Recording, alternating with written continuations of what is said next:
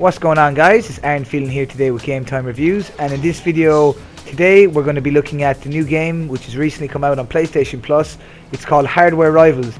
Now I'm pretty sure some of you guys have probably played the beta for this game. It was out about a month or two ago, and me personally, I actually really enjoyed the beta, and since it's ended I was looking forward to the game, and yeah, it's finally here.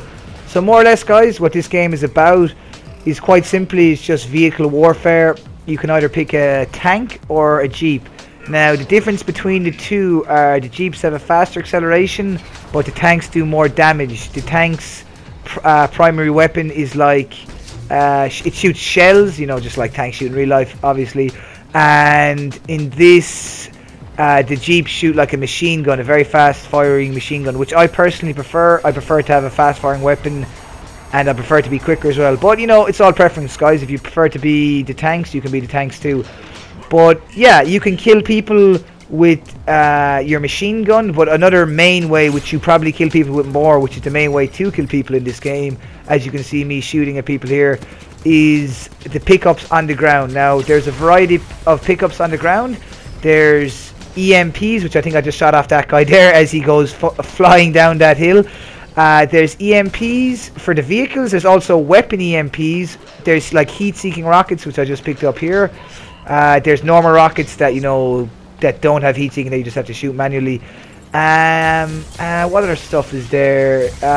There's also rail guns, laser guns, one-hit weapons. There's a variety of weapons, guys, to kill people with. They do stay in the same locations on the maps, which I think overall is a good idea. Because at least when you're on a map before the game loads, you can see what map it is. You're like, okay, I know where this spawns, I know where that spawns, I know where to go. However, that can have a negative, you know, effect as well, because some people might just camp around the best weapons like the railguns, which I have seen a number of people doing, and it kind of ruins the game. But you know, that's the same with every game, guys. You're going to get people in lobbies that play like dicks, and they're going to be using cheap tactics. So you can't really blame the game for that. However, a few things I can blame the game for, which I have to say in this video, I have to point out straight away, is when you're shooting people in this game, guys, you cannot see a health bar whatsoever. You can't even see hit markers, so you don't even know if you're hitting people with your machine gun from a distance, which I think is very, very poor, guys. It's very, very frustrating when you're shooting someone for a long period of time and you're not sure if they're almost dead. Then you find out when you die after, when it shows you their health after you die, excuse me, and you can see it then that maybe they had shield the whole time. But if I knew someone had a shield when I was shooting them, I'd probably back away or maybe pick up a different weapon or shoot them with something different. But yeah, I think that's just really stupid. That's a very, very bad thing that they don't have in the game, which is simply just showing health. When you're shooting someone, it should show you their fucking health bar, you know. That just pisses me off so much. But yeah, apart from that, guys, the game is pretty fun. You got 4 different game modes. As you can see here, I'm just playing a standard deathmatch, every man for himself, like a free-for-all. You also got your standard team deathmatch, domination, and search and destroy.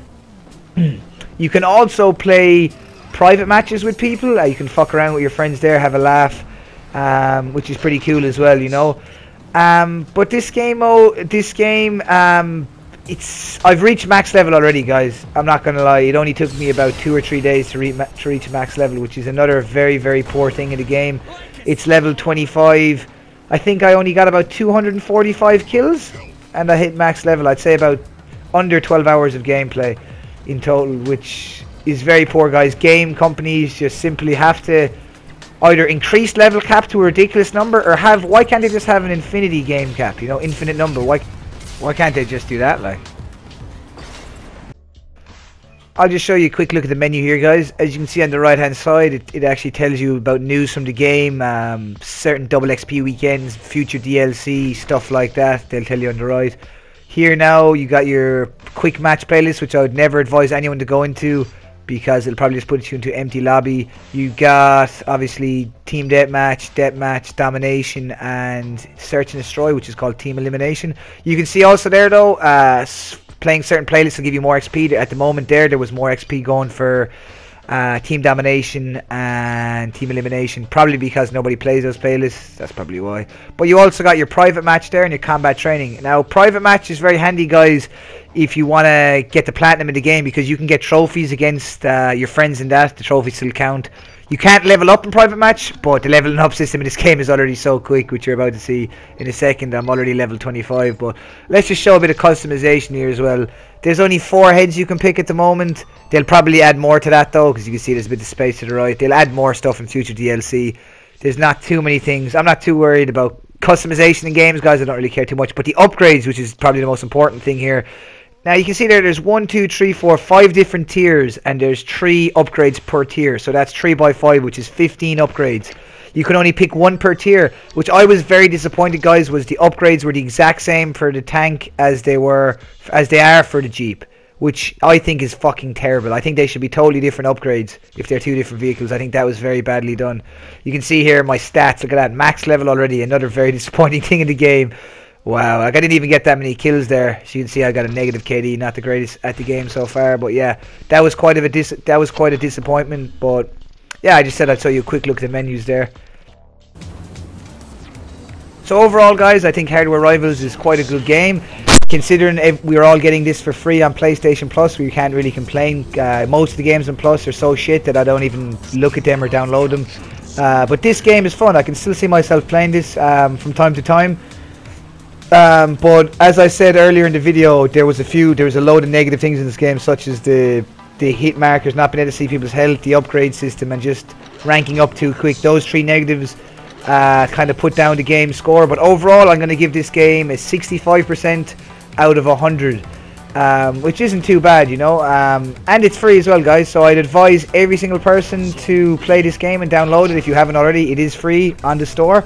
Get it before the month is up, because otherwise you're going to have to pay for it after that. And yeah, that's everything I have to say for this game, guys. Hopefully maybe I'll have new content for this game in the future when they add new updates. But yeah, that's it for me in Hardware Rivals, guys. Take it easy. I hope you enjoyed my thoughts and review of the game, and I will catch you in the next video. Peace out.